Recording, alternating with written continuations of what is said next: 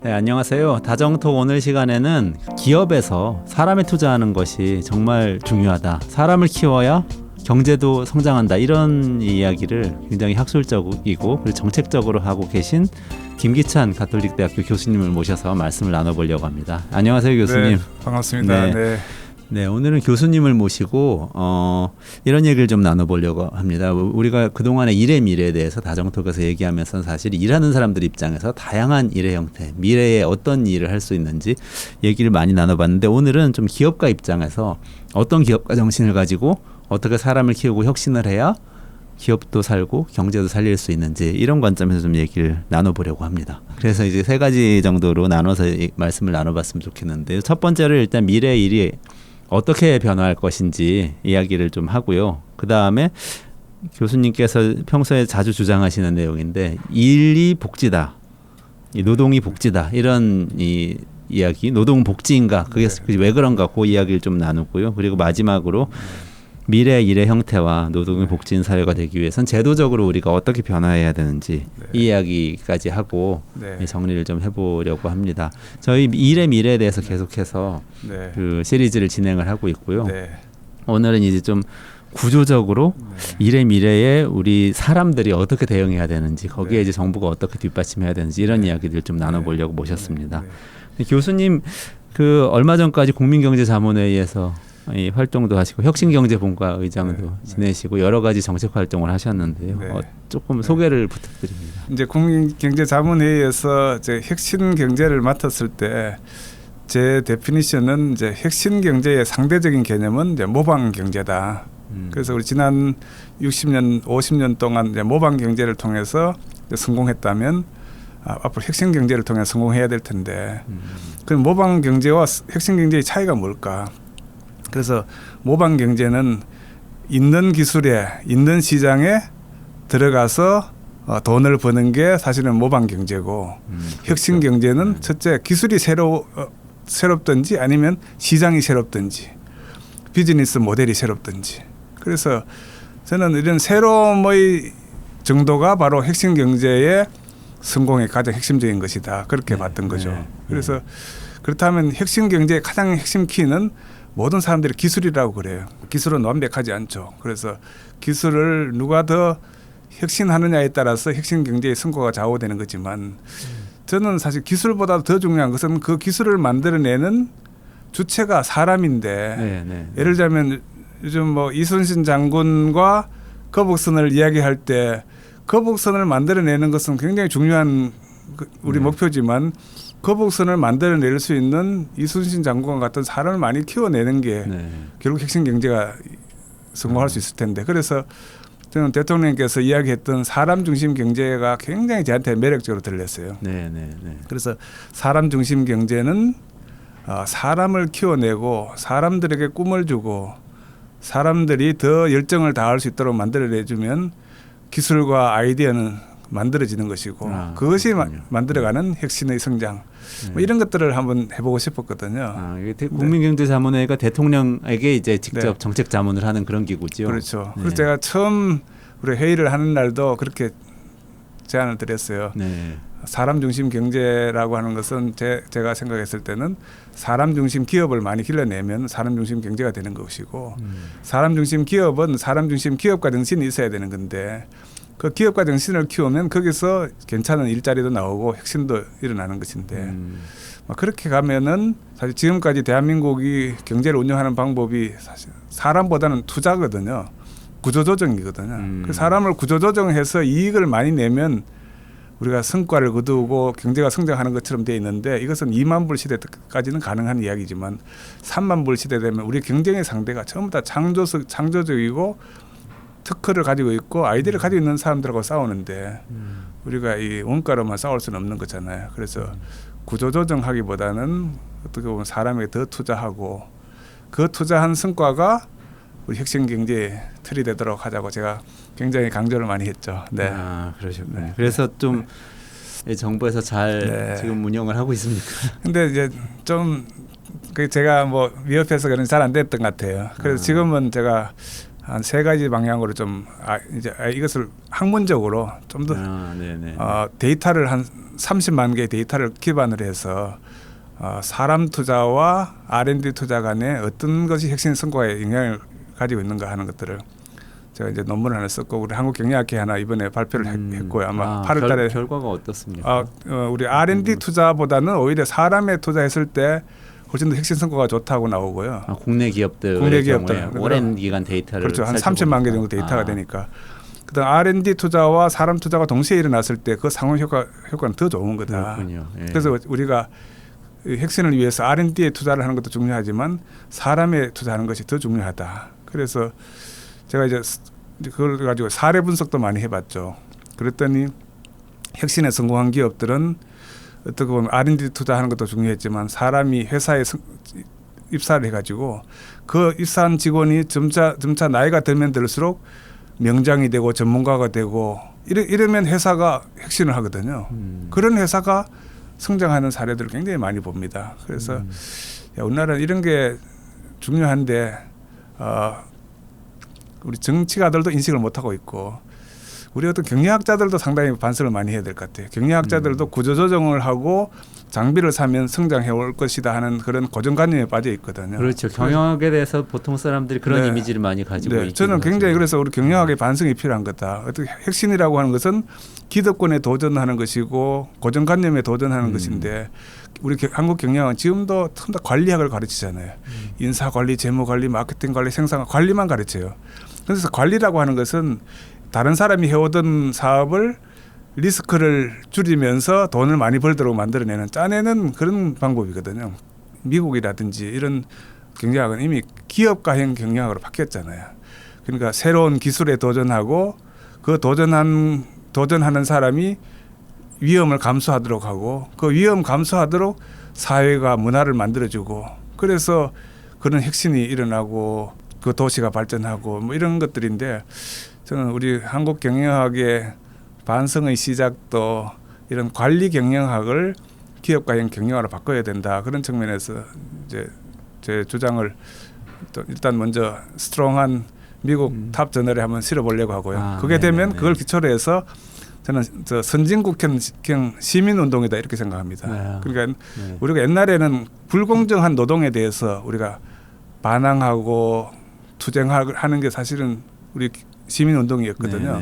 그런데 선진국에 가보면 다 이 시민운동이라는 게 더 혁신을 하도록 하고 이게 기업가 정신을 키워주고 격려해주고 그래서 도시가 재활성화되고 저는 도심 재생 프로젝트도 기업가 정신에 의해서 이루어지는 거다. 그래서 기업가 정신을 우리나라의 시민운동의 한 부분을 끌고 가고 싶다 그런 생각을 하고 있습니다. 거기서 기업가 정신이라는 게 또 이익 사람을 희생해서라도 이익을 많이 내고 이런 것이 아니고 그렇죠. 사람을 계속 또 성장시키고 키워낸다 이런 정신이라는 말씀이시죠. 저는 우리나라가 참 안타까운 게 나이가 들수록 다 관리자가 되잖아요. 그렇죠. 실무를 안 합니다. 그렇죠. 그래서 대한민국은 전 30대 때는 세계에서 가장 똑똑한 사람이고 가장 혁신하려고 하는 사람 열정이 있는 사람인데 40대가 되면 더 이상 기술도 없고 능력도 없고 다 관리자가 돼요. 그것은 왜 그러냐.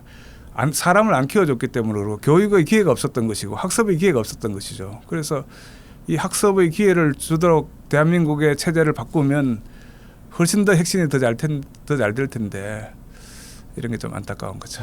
이제 일본에서 이 반도체 소재 관련해서 수출 규제한다고 그러면서 기업의 혁신에 대해서 또 관심이 굉장히 많은 시기인데 말씀하신 게 굉장히 시사점이 있겠네요. 네, 저는 이게 굉장히 좋은 우리나라의 기회다 이렇게 생각해요. 어떻게 보면 기업가들이 지금까지 한국의 정치에서 들어갈 수 있는 여지가 굉장히 없었어요. 그런데 지금은 기업가의 역할이 굉장히 중요하다는 걸 인식하고 있을 때이기 때문에 이때 기업가들은 정말 혁신으로 답을 해야 되고 그래서 이 구조조정보다는 혁신으로 답을 해야 되고 그 답은 인재로 키워주고 그래서 그 사람이 만들어내는 혁신을 대기업과 우리 사회가 더 담아줄 수 있도록 만들어주면은 사실 일의 정의가 달라지는 거죠. 지금까지 일은 헝그리 정신에 의해서 만들어진 일이잖아요. 헝그리 정신에 의해서 만들어진 일은 돈을 벌기 위해서 빵을 먹기 위해서 일을 해야 되는 것이고 그건 고통스러운 거죠. 그래서 그것은 헝그리 정신에서 나오는 거지만 그렇다고 혁신하지는 않아요. 잘했던 것을 뺏겨 와가지고 이제 돈을 벌고 그다음 쥐어짜고 이런 것들인데 기업가 정신은 일을 통해서 자기 꿈을 실현하는 거죠. 그래서 일을 통해서 자기 꿈을 실현하기 위해서는 기업이나 기업가 정신의 가장 중요한 것이 기업의 목표고 비전이고 존재의 이유거든요. 그러니까 기업의 존재의 이유라고 하는 것은 돈을 벌기 위한 게 아니에요. 어떻게 보면은 사회와 함께 혁신하고 그 혁신의 성과를 나누도록 하는 것이 성공을 공유하고 이런 게 굉장히 중요하기 때문에 저는 기업가 정신의 가장 중요한 두 가지 개념은 꿈과 공감이라고 생각해요. 그러니까 기업가는 조급원들은 꿈을 줘야 되는 거죠.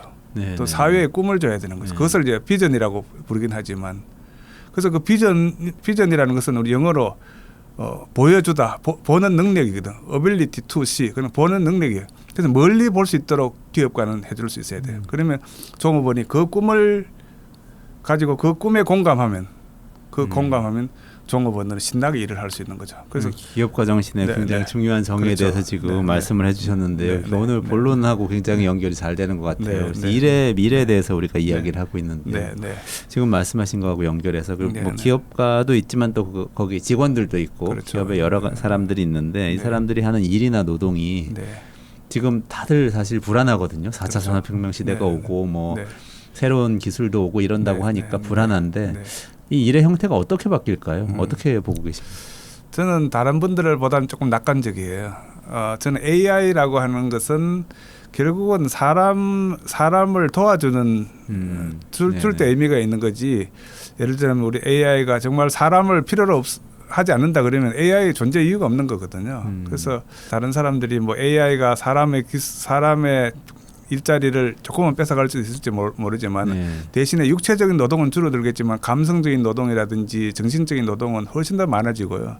그래서 우리 생활은 훨씬 더 저는 더 좋아질 거라고 생각하고 그렇게 만들 수 있도록 하는 것이 우리 경영학의 책임이고 기업의 책임이고 그래서 옛날에는 기업의 역할이라는 게 기술을 만들어서 그 기술을 사회에 이렇게 푸시하는 거거든요. 그런데 지금은 기업의 역할이라고 하는 것은 기술을 먼저 만드는 것이 아니라 사회가 필요로 하는 문제의 방향을 파악을 해서 그 문제의 방안에 대한 해결책을 주기 위해서 사람들이 끊임없이 고민하는 거거든요. 그래서 어떻게 보면 이런 기업의 역할에 대한 변화 같은 것들도 이제 우리가 많이 고민을 해야 되고요.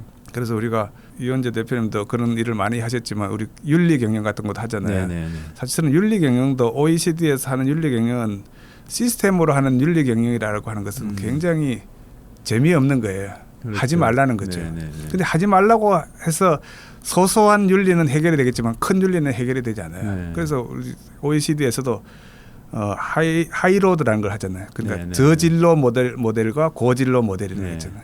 그래서 사실 고진로 모델은 사람들의 정신운동, 뭐 감성 이런 것들을 함께 고려해주는 그런 경로이기 때문에 저는 대한민국을 이렇게 이제 일단 뭐 문제를 해결하기 위해서 시스템을 바꾸는 것도 중요하지만 어떻게 하면은 사람들을 감성에 관련된 직업 또 이런 것들에 대한 요소를 찾아내고 그것들을 도와주는 게 기업이고 스타트업이고 이렇게 될 수 있어야 되지 않을까 하는 생각이 드는데요. 그렇군요. 그러니까 아까 말씀하신 윤리 경영이라는 것도 어떻게 보면은 기업이 뭔가 나쁜 짓을 하지 말아라, 이런 환경을 파괴하지 말아라 이런 이제 소극적 의미에서만 해석할 게 아니고 그렇죠. 적극적으로 사회 문제가 뭔지를 찾아내고 정의하고 그걸 풀기 위해서 기업도 뛰어들어서 같이 일을 하면서 뭔가 의미를 찾는 그게 고진로 모델이다 이렇게 지금 말씀을 하시는 거죠. 그 과정에서 근데 이런 의문도 좀 드시는 분도 계실 것 같은데요. 기업가는 그런 기획을 하고 이제 또 그런 방향으로 조직을 끌고 갈 수 있는데 조직원들도 그런 보람을 같이 느낄 수가 있습니까? 그래서 그때 가장 중요한 게 꿈과 공감이라는 거예요. 그러니까 제가 워싱턴에 제가 세계 중소기업 학회장 할 때 이제 1년 있으면서 제가 두 지도자들의 누워 있는 곳을 한 60번씩 가봤어요. 첫 번째는 링컨이 누워 있는 데가 링컨 기념관이에요. 그 링컨은 늘 사람에 의한 사람을 위한 이런 세상은 영원히 남아 있을 거다 하는 게 있었고, 그다음 링컨 옆에 누워 있는 사람이 마틴 루터 킹 목사 기념관이죠. 그 사람은 늘 꿈을 이야기했어요, 그죠? 아이부터 꿈. 그래서 우리 기업가 자기 꿈만 이야기하면 그건 종업원하고 관계 없는 꿈이죠, 그죠? 그래서 지도자는 그 꿈을 직원들하고 이야기하면서 그 꿈을 공유하고 공감하는 게 굉장히 중요해요. 그래서 제가 이제 저 링컨이 이제 암살 당한 곳이 이 포워드 극장이라고 하는데 포워드 극장에 가보면 링컨 리더십을 가지고 쓴 책이 한 5천 건물로 가득 차 있는데 그죠? 5천 꼭대기에 올라가 보면 그것을 한 단어로 써머리하면 해가지고 공감이라고 돼 있어요. 그래서 야, 지도자라고 하는 것은 공감하게 해야 된다. 그 꿈을 다른 사람에게 전달하고 그 꿈을 공유할 수 있도록 하면 공감한 사람이 만들어내는 혁신이 바로 즐거운 혁신이 되는 거죠. 그래서 우리 기업가들이 지금까지는 돈을 위해서 직원들을 이렇게 일시키는 고통을 주고 그 대신에 빵을 주는 이런 어떻게 보면 저진로형 구조였다면은 고진로형은 지도자가 종업원들에게 꿈을 주고 그 꿈을 공감하고 그럼 그 공감한 직원이 아이디어를 만들어내면 신제품이 되고 혁신이 되는 거거든요. 그래서 제가 요즘 이렇게 이런 도시를 재생시키는 도시 것들은 어떤 특징이 있는가 해서 제가 미국의 살기 좋은 도시를 한 4군데 제가 한번 다 돌아다녀봤어요. 시애틀, 샌프란시스코, 샌디에고, 뉴욕 같은 데 가보면 참 그런 재미나는 사례가 많아요. 예를 들자면 뉴욕 같은 데 가보면 뉴욕은 정말 독점 자본가가 록펠러잖아요.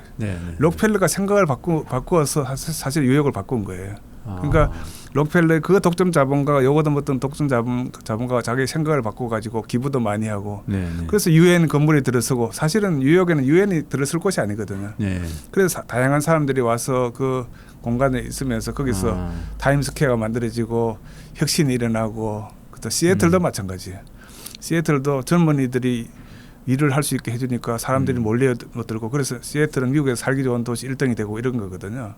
그래서 우리가 이 기업과 사회와의 관계를 좀 더 연구하는 사람들 더 많았으면 좋겠다. 그런 논의를 누가 주장하고 이런 사람이 많았으면 좋겠다. 그래서 제가 그런 걸 우리 시민운동을 한번 해보고 싶다 그런 생각을 하고 있어요. 이미 많이 연구를 해오신 주제이신 것 같은데 지금 말씀하신 건 어쨌든 지금 기술이 와서 일자리가 없어진다 이런 걱정도 많지만 사실은 그거는 우리가 사실 어렵고 힘든 일은 기술과 기계에게 맡기면 되고 나머지 감성적인 노동 그리고 뭔가 꿈과 비전을 가지고 자발적으로 하는 일 이런 것들은 남아 있을 거고 그 오히려 더 개발될 수 있다 이렇게 지금 그렇죠. 그게 즐거운 혁신이 되는 거죠. 그렇죠. 사실 꿈이 없으면 사실 고통을 동반한 노동이 되지만 사실 꿈이 있으면 즐거운 혁신을 할 수 있어요.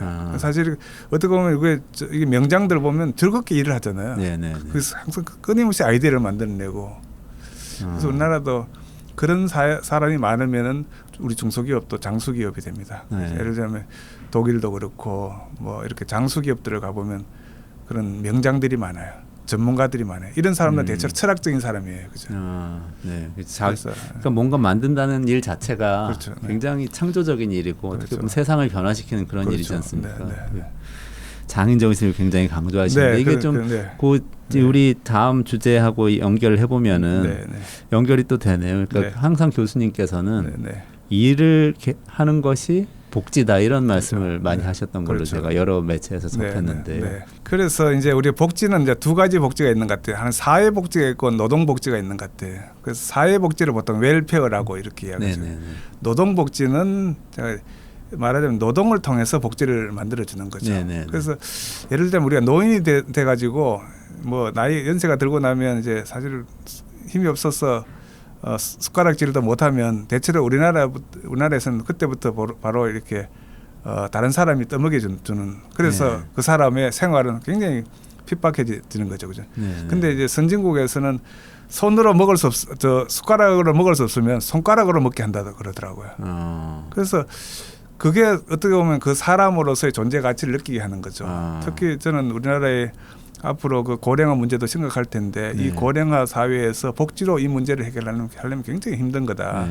그래서 일을 할 수만 있다면 어떤 일이든 참가해주게 하는 게 저는 이것을 워커페어라고 이렇게 노동복지라고 이야기할 수 있고 그래서 대한민국의 이 복지의 개념을 어떻게 하면 저는 이 사람 중심 기업과 정신, 사람 중심 경제 이런 걸 하면서 이 웰페어 개념을 워커페어로 바꿀 수 있을까 이런 데 좀 고민이 많은데 또 크게 반대하시는 분들도 꽤 있더라고요. 아니 그게 거기에 대해서 이제 네, 부정적인 네, 인식은 네. 일반 국민들이 이런 네, 인식 가지고 있어요. 공공근로란 게 있지 않습니까? 네, 네, 그게 네, 이제 네, 네, 네. 아주 예전부터 예. 이게 너무 이 일자리가 없어지고 이런 시기에 특히 네. IMF 구제금융 시기라든지 어려운 시기에 음. 많은 분들에게 뭔가 일거리는 없는데 맞아요. 네. 임금을 지급하기 위해서 네, 만들어낸 일자리들이 네, 많이 네. 있는데 그런 네. 거를 떠올리시는 네. 경향이 있어요. 그래요. 근데 사실 어떻게 보면 우리 저 시골에도 가보면 뭐 이렇게 아침 먹고 뭐 노동을 꼭 해야 되는 건 아니지만 뭐 과일을 따야 될 때 좀 되는 거 있다. 그럼 가서 같이 함께 따고 먹기도 하고 즐겁게 놀고 돈도 좀 받아갈 수 있으면 그죠. 이거야말로 정말 즐거운 복지죠, 그죠. 그렇죠. 그래서 네. 그 돈은 적지만 그것을 이제 돈 가지고 따져서 이것은 뭐 문제가 있다 그러면 그건 사실은 웰페어로 가야 되는 것이고 네. 그게 아니고 이 사람들이 같이 있게 해주는 거, 그죠.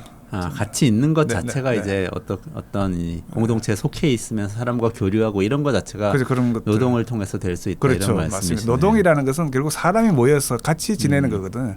그래서 기업이라는 게 원래는 컴퍼니잖아요. 네네. 그 스페인어는 꼼파니아예요. 네. 그 꼼이라는 건 함께라는 뜻이 있어요. 기업은 함께 있는 것이에요. 네네. 그다음 빵이라는 것은 함께 빵을 만드는 거예요. 그리고 이하라고 하는 것은 공유하는 거예요. 그래서 저는 기업에는 항상 세 가지 DNA가 필요한데 함께 하는 것이다.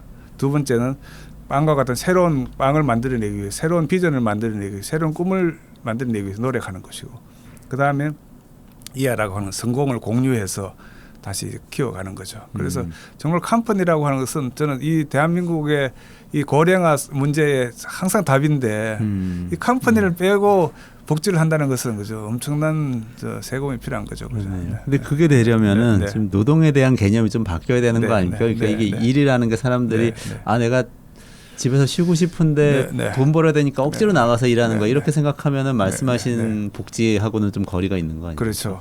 이제는 앞으로는 이제 노동의 개념이 좀 달라질 것 같아요. 예를 들면 자기가 하고 싶을 때 열심히 할 수 있게 해주는 것이죠. 그래서 요즘 성공한 스타트업들은 자기가 할 수 있을 때 자유 시간을 자율 근무 개념을 두잖아요.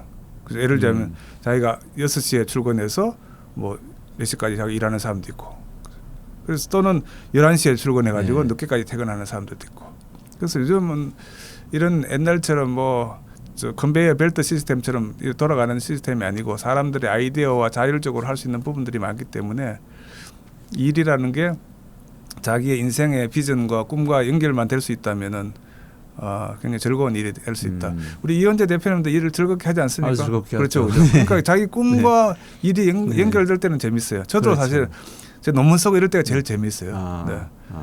그래서 논문 쓰고 그 성과가 만들어졌을 때 이렇게 되면 어떨까 이런 거죠, 그죠? 새로운 발견을 하시고 새로운 사람들한테 알리고 그렇죠. 이런 게 아주 즐거우신 거죠. 네. 그게 근데 모든 이 뭐랄까 업종이나 직무에 다 적용이 가능할까요? 그래서 저는 우리나라에 참 불행한 게 한 번 노동자면 끝까지 노동자잖아요. 그렇죠. 네. 근데 일본이나 독일이나 미국은 처음에는 노동자지만 나중엔 전문가가 돼요. 육체 노동 하다가도 또 그렇죠. 지식 노동을 하게 되고 그러니까 이 말씀이시죠. 노동자가 나중에 되면 좀 5년쯤 지나면 기사가 되고 그죠? 기술사가 되고. 그래서 사실 이런 분들이 나중에 그 기업에 상당히 핵심의 기여를 하거든요. 그래서 저는 독일도 보면 우리가 자동차도 보면 이제 부품업체와 완성업체는 항상 완성업체가 갑이고 부품업체가 을로 돼 있지만 독일은 그게 반대예요. 보시가 갑이에요. BMW는 을이에요. 왜냐하면 보시는 그 창업자가 로버트 보시인데 로버트 보시가 기술은 사람이 만들어내는 거 다 사람을 키웠어요. 그러니까 우리 독일은 뭐 20대의 대학 진학률이 그렇게 높지는 않지만 그죠? 한 25% 정도 된다 그래요. 직업학교를 많이 그래서 가니까. 근데 한 30대, 40대, 50대가 되면서 대학 교육의 기회가 굉장히 많아져서 한 60대가 되면 한 60%, 70% 정도가 대학 교육을 받게 된대요. 그럼 노동자로 일하다가 또 이제 대학에서 공부하는 그런 기회가 생기는 거죠. 그래서 말하자면 이 독일은 나이가 들수록 사람을 키워주는 나라고 한국은 30대까지만 죽으라고 공부하다가 그죠? 30대부터 공부를 안 하잖아요. 안 하는 거죠. 다 되면 관리자가 돼요. 그렇죠. 40대 되면 일도 별로 안 합니다. 계속 결제만 하는. 그 결제만 하다가 다음 결제할 사람이 나오면 이제 물러나서 자영업자가 많아지는 거죠. 정말 불행한 그래서 제가 생각하는 사람 중심 경제라는 이런 개념이 제가 늘 이야기했던 사람 중심 기업가 정신을 실천하는 가장 좋은 개념인데. 그러니까요. 그럼 아이들도 그럼 대학 가려고 경쟁하는 것도 훨씬 덜할 수 있을 것 같고요. 대학이 재밌어지는 거죠. 네. 네, 대학이 재밌어지는 거죠. 일하다가 대학에 갈 수 있고 네, 네. 굉장히 좋은 네, 개념인데. 네. 근데 지금 우리나라 이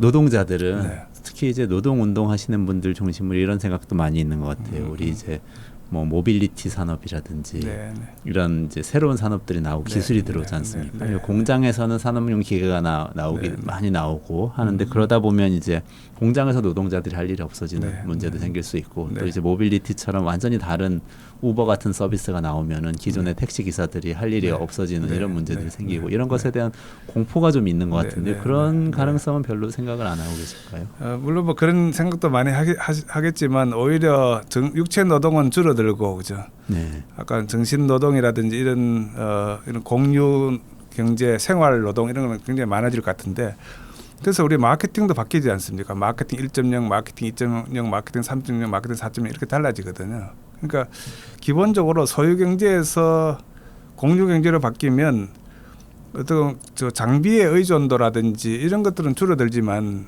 사람들이 서비스해야 될 부분은 굉장히 많이 있을 것 같아요. 네, 네, 네. 예를 들면 우버가 뭐 택시 운전사를 과연 줄였느냐? 저는 늘렸다고 생각해요. 네. 예를 들자면 옛날에는 택시 운전사가 힘들게 자기의 일을 해야 되지만 공유 경제가 되면 내가 일하고 싶을 때 일 좀 하고 그죠. 예를 들자면 정년퇴직하고 나서 차도 있어요. 네, 네. 시간도 있어요.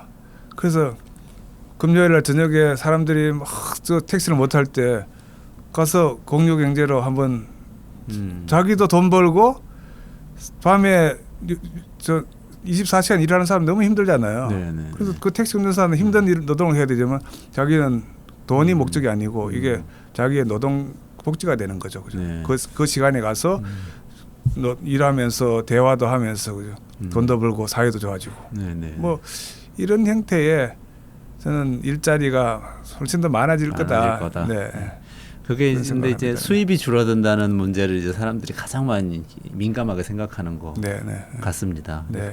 그 문제는 어떨까요? 그러니까 사회 전체적으로 어쨌든 네, 뭐 네, 임금을 네, 줄 수 네, 있는 네. 양이 만약에 어느 정도 이렇게 딱 제약돼 있다면 네. 이 안에서 나눠 갖게 되잖아요. 이런 문제들이 어떨까요?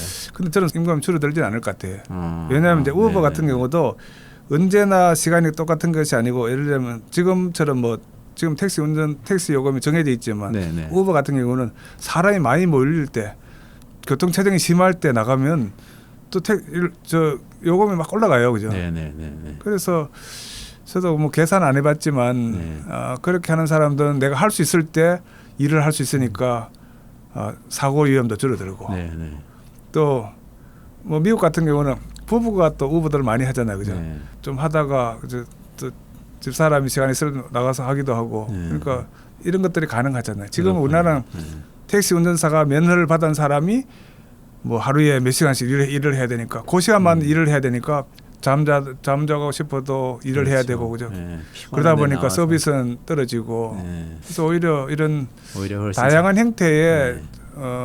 노동과 일이 생기지 않을까 저는 그런 생각을 하고 있습니다. 노동이 다양해지고 네. 뭐 이렇게 유연해지고 그렇죠. 그렇게 네, 자유로워지고 이런 네, 말씀을 네, 하시는 네, 거죠. 네. 제가 얼마 전에 영상이 많이 공개돼 있던데 네. 그 BMW 자동차 공장 영상을 네, 네, 네. 아주 최근 영상하고 네, 네. 1970년대 60년대하고 네, 네. 다 영상이 남아서 네, 네. 비교하는 영상이 네, 있더라고요. 근데 네. 거기 보니까 60년대 70년대 공장에는 사람이 빼곡히 네. 이 차체 이렇게 주변에 네. 둘러싸고 이렇게 네. 막 조립을 하나하나 하는 이런 영상인데 네. 이제 최근의 영상에는 사람이 사실은 많이 보이지 않고 그렇죠. 왔다 네. 갔다 하면서 네. 어떤 필수적인 기계가 가서 유연하게 이렇게 할 수 없을 것 같은 네, 네. 동작만 사람이 이렇게 가서 하고 전체를 관리 네, 감독하고 네.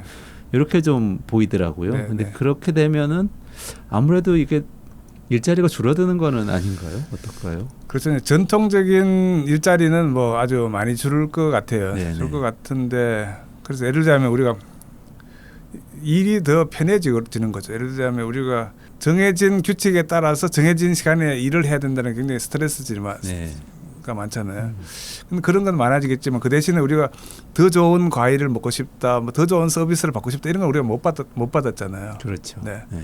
그래서 그 시간에 투입돼야 될 많은 노동과 시간들이 더 좋은, 더 건강한, 더 재미있는, 뭐 더 서비스를 받는 이런 쪽으로 옮겨갈 수 있도록 만들어주는 게 우리가 지도자들의 역할이 아닐까 그렇겠네요. 그런 생각을 합니다. 그래서 걱정도 있지만 저는 네. 늘 위기라고 하는 것은 없을 수가 없는 거예요. 저는 위기는 상수라고 생각해요.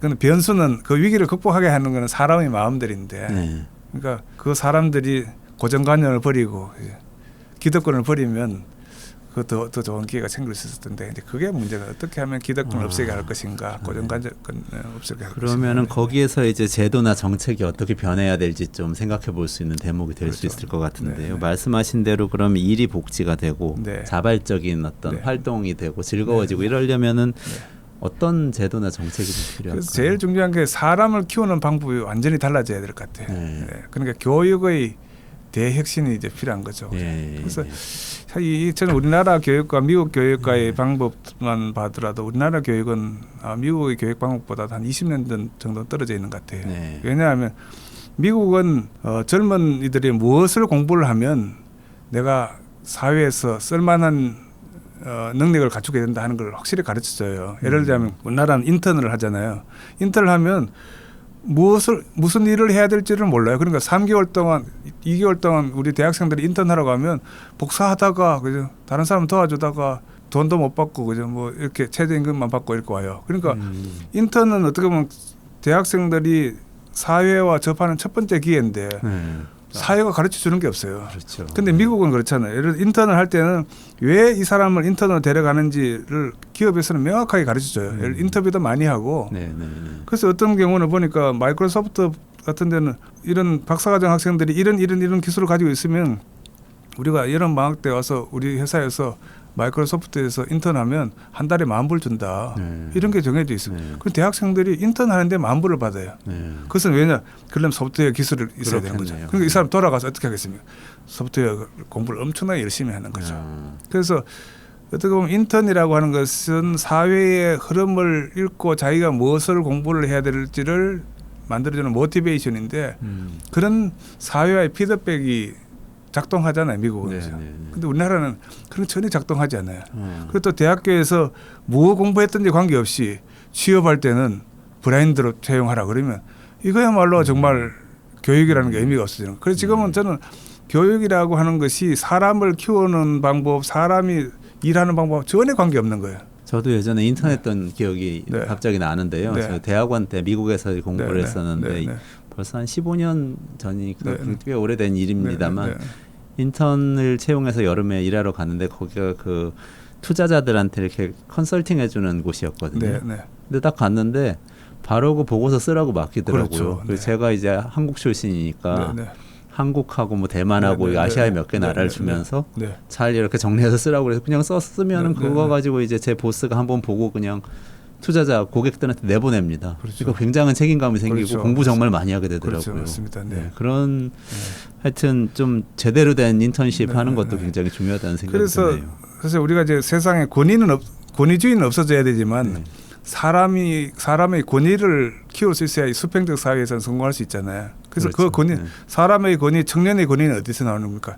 열정도 있어야 되지만 능력도 있어야 되잖아요. 그래서 내가 우리 나이 든 사람보다도 이 소프트웨어는 내가 더 잘할 수 있다. 그러면 권위가 그렇죠. 생기는 거잖아요. 네, 네, 네. 그 권위를 가르쳐 주는 게 인턴이고 그죠? 책임감인데 우리가 그런 게 참 너무 없어서 일이라는 게 오직 고통이고 피해야 되는 걸로 남아 있지 않는가 이런 생각이. 교육이 어쨌든 굉장히 중요하고 특히 저의 일을 가장 잘할 큰 수 불만은 있게 교육 제도입니다. 대한민국의 교육제도. 교육에 네. 대한 생각을 완전히 바꿨으면 특히 좋겠다. 어떤 부분의 교육이 중요합니까? 저는 지금 사람과 기술이라는 건 완성이라는 게 없잖아요. 네네네. 근데 우리나라에서는 사람은 20대까지 교육받는 거다 이런 고정관념을 가지고 있는 것 같아요. 맞습니다. 그래서 고정관념을 가지고 있다 보니까 완성되지 않은 사람인데 그때부터는 이제 후퇴하는 거죠. 그래서 저는 대한민국의 이 놀라운 인재들이 40대가 되면 전부 다 우리 자영업자로 몰락한다는 것은 너무나 비참하잖아요. 그렇죠. 그래서 우리 뭐 미국도 그렇고 독일도 그렇고 이런 도심이 재활성화되는 이런 곳에 가보면 다 사람의 재교육을 통해서 성공했어요. 저는 군산 문제 뭐 광주 일자리 이런 문제에 학습이라는 게 빠지면 아마 성공하기 어려울 겁니다. 광주형 일자리 말씀. 광주 일자리조차도. 그러니까 노동자들을 계속 학습을 그냥 시킨다는 노동자들을 얘기입니까? 학습시켜서 그 사람들이 새로운 기술을 할 수 있도록 물건을 만들어낼 수 있도록 또는 아이디어를 넣을 수 있도록 해야 되지 전통적인 제조 기술을 가져와 가지고 그러면 광주형 일자리는 누구하고 경쟁할 거예요? 창원 공장하고 우리 저 기아자동차 모닝 공장하고 경쟁을 하게 돼요. 그럼 누가 이길 거예요? 이 광주를 많이 키워주면 네. 창원이 문 닫을 거고요. 네. 창원이 저 광주를 적게 키워주면 크지도 못하고 네. 정책 실패가 생기는 거죠. 네. 그래서 이 사람들이 더 많은 아이디어를 가지고 일을 할 수 있도록 해주고 그 일을 하더라도 어떻게 해야 돼? 창조적으로 할 수 있도록 해주고. 네. 그죠? 네. 그래야 우리 자동차를 만드는 방법도 달라지잖아요. 자동차도 앞으로 이제 핸드오프 손 놓고 운전할 수 있도록 만들어주는 자동차가 되잖아요. 그렇죠. 그래서 네. 아이 오프 눈을 감고도 운전할 수 있어야 되고. 근데 그는 마인드 오프라 그러죠. 마음을 열고도 이제 운전할 수 있도록 이런 시대인데 지금 우리 자동차를 광주의 일자리 같은 걸 논의할 때 보면 굉장히 네. 전통적인 제조 기술의 관점에서 네. 논의하고 자동차 산업도 좀 또 많이 연구를 하셨었죠. 네, 교수님. 네, 네. 자동차 산업도 또 우리 뭐 미국이든 이런 쪽에서도 우리 러스트 벨트를 극복한 도시들의 특징은 다 이게 재교육이에요. 네. 그래서 우리나라의 재교육의 개념이 없이 도심 뭐 재활성화 이런 것들을 논의하는 게 좀 안타깝죠. 그래서 우리나라의 가장 중요한 자원이 뭘까? 또 기업의 가장 중요한 자원은 토지, 노동, 자본 뭐 이렇게 이야기할 때 그 중에서 가장 중요한 게 사람이에요. 그렇군요. 저는 네. 기술도 아니고 네. 뭐 부동산도 아니고 사람에 투자하는 기업이 성공할 수 있고 그래서 그런 것을 못해서 또 힘들어하는 나라들이 유럽에 가면 있잖아요. 그런 나라들이 그 피거스라고 네, 돼지들 나라 뭐 포르투갈, 이탈리아, 피는 포르투갈, 그리스, 예, 스페인, 아이는 뭐. 이태리, 그리스, 스페인. 그 과거가 너무 화려했잖아요. 네. 그래서 과거가 화려한데 그게 매몰돼 있으면 미래가 없는 거죠. 그래서 우리나라도 우리가 과거가 좀 화려하다고 해서 미래에 대한 도전을 하지 않으면 힘든 것처럼 그죠. 말씀하신 노동자 재교육 같은 경우는 정책적으로 뭔가 지금 더 할 수 있는 것들이 많이 있습니까? 뭐 또 어느 정도 또 이제 고용보험에서 재교육하고 이런 프로그램들이 있다고는 합니다만 예. 어떤 것 같으세요? 저는 가장 중요한 게 교육하는 사람과 교육하는 기관의 책임감과 네, 네. 능력이에요. 네. 그게 없다 보니까 이게 비용이 되는 거예요. 네. 그러니까 우리가 어떻게 보면 대학 교육도 중요하지만 그런 직원을 교육시켜주는 기관들이 대체로 보면 오히려 일반 직원보다도 덜 시간만 때우는 이런 게 많거든요. 그래서 그분들의 재교육도 함께 만들어갈 수 있어야 되고 그리고 또 우리 교육기관들 프로그램 보면 다 옛날 프로그램이에요. 20년 전 프로그램이 다 들어가 있어요. 그래서 이게 지원을 받아서 하는 프로그램이기 때문에 이거는 뭐 시장 메커니즘이 아니고 정책 메커니즘에 돌아가는 거죠. 그래서 제가 이야기하는 교육의 변화라고 하는 것은 특히 교육기관의 변화, 교육 주체자들의 의식의 변화 이런 것들이 좀 있어야 되는데 우리나라의 이 부분에 대한 것까지는 아직도 못 가고 있지 않는가 이런 생각을 합니다. 네. 그런 노력이 많이 필요하겠네요. 네. 지금 말씀하신 일에서의 변화라든지 뭐 재교육이라든지 이런 것도 다 잘 되려면은 직장 생활을 사람들이 오래 해야 되는 거 아닙니까? 좀 직장에 내가 내년에 그만둘 수도 있고 뭐 해고될 수도 있다는 생각이 계속 있으면 사람들이 자기 개발에 투자를 많이 하게 되지 않거나 이렇지는 않을까요? 그렇죠. 어떻습니까? 그게 사실 기업에서 그 구조 조정을 하는 회사는 성장하기 쉽지 않습니다. 네. 그러니까 어떻게 하면은 우리나라 직원들이 회사에서 출근은 100% 하죠, 그죠? 그럼 몸도 마음도 출근하는 직원의 비율이 몇 프로 되겠습니까? 네. 몸만 가는 경우가 대부분. 네. 몸도 마음도 출근하는 직원의 비율이 11%밖에 안 돼요. 아, 그런 조사가 있습니까? 네, 그래서 우리 그 해외 데이터들을 이렇게 한국을 조사해 보면 회사에 출근할 때 정말 가서 몰입을 하려고 가느냐, 그냥 일하러 가느냐, 또는 회사에 가서 항상 보너스 줘도 불평하는 사람이 있어요. 그런 비율이 한 23%, 24% 정도가 돼요. 그래서 저는 이제 중소기업에 가보면 그 사장의 가장 중요한 역할은 일을 하려고 하는 사람의 비율을 높이는 게, 예를 들면 몸도 마음도 출근하는 직원의 비율을 11%에서 20%만 높여줘도 그 기업은 혁신이 일어나고 굉장히 성과가 좋습니다. 그런 회사를 하나 들어보면 서울 F&B 같은 회사가 있죠. 네. 보통 우유는 해외 수출하기도 힘들어요. 네. 근데 서울 F&B 같은 경우는 보통 매출액이 1,000억이면 영업이익률이 한 150억 정도 되니까 영업이익률이 한 15% 정도 높죠. 그죠? 그 가보면 그 회사는 저 유치원이 중국에서 제일 좋아요. 유아원 중국 사내 유치원. 사내 유치원 그렇게 좋아요. 그러니까 그런 유치원 만들어 놓고 이러다 또 사장이 직원들에게 꿈과 공감을 만들어주고 하니까 직원들이 아이디어를 만들어내고 신제품을 많이 만들어요. 결국 신제품을 많이 만들어내는 회사가 좋은 회사거든요. 그런 회사들은 구조조정을 이야기하기보다는 꿈을 주고 그 사람들이 더 일을 하게 하고 그래서 자기 스스로를 개발시키고 신제품이 만들어지고 혁신이 되면 혁신의 성과를 다시 공유하고 그래서 이게 성과와 혁신과 성장이 공유되고 선순환되는 거죠. 그죠? 그런 식으로 만들 수 있어야 이게 우리가 3만 불 시대에 살아갈 수 있는 중소기업인데 지금처럼 뭐 장비를 샀다고 해서 구조조정한다. 그럼 중국하고 싸워야 되는데 중국하고 이길 수 없어요 이제는. 네. 그렇군요. 네, 우리가 뭐 효율화해가지고 비용 절감해서 사람 줄이고 경쟁하는 걸로는 안 된다 이렇게 말씀하시죠. 너무나 안타까운 거예요. 기업의 가장 소중한 자원이 사람 자원인데 사람 자원을 저렇게 육체 노동으로만 쓰는 것은 아까운 거죠. 네. 우리 청년들이 근데 보면은 저는 얘기하다 보면 이런 생각도 들더라고요. 뭐 스타트업도 가고 싶고 뭐 꿈을 펼치고 싶은데 나중에 잘 안 될 것 같으니까 너무 불안하니까 일단 공무원 시험을 보는 거예요. 그래서 왜 그러냐고 그러면은 뭐 꿈도 좋지만 일단 안정이 중요하니까 나중에 생계가 어떻게 될지 모르는데 또 노후도 불안하고 뭐 연금도 지금 뭐 바닥이 난다고 하고 그러니까 이런 분들한테는 어떻게 이야기를 하는 게 그래서 좋을까요? 지금 우리 사회가 참 저는 경영학의 책임이기도 하는데 기업가와 사업가는 좀 구분해야 된다는 거죠. 그러니까 사업가는 기존 시장과 기존 기술에서 돈벌이 하는 게 사업가거든. 근데 우리나라 기업들이 점차 사업가가 되고 있어요. 그 기업가는 새로운 기술과 새로운 시장에 도전하는 사람들이 위험을 감수하는 게 기업가인데 사실 이 기업가에 대한 존중의 풍토가 너무 없어요. 우리는 대기업의 경영자다 그러면 와 그러지 마 그죠. 우리 스타트업에 성공한 기업가다 그러면 우리 별로 무시하잖아요. 오히려 이런 문화를 좀 바꿔주고 그래서 근데 우리 스타트업 기업들이 좀 반성해야 될 게 있어요. 대체로 스타트업을 할 때 그 밑에는 직원을 무시해요.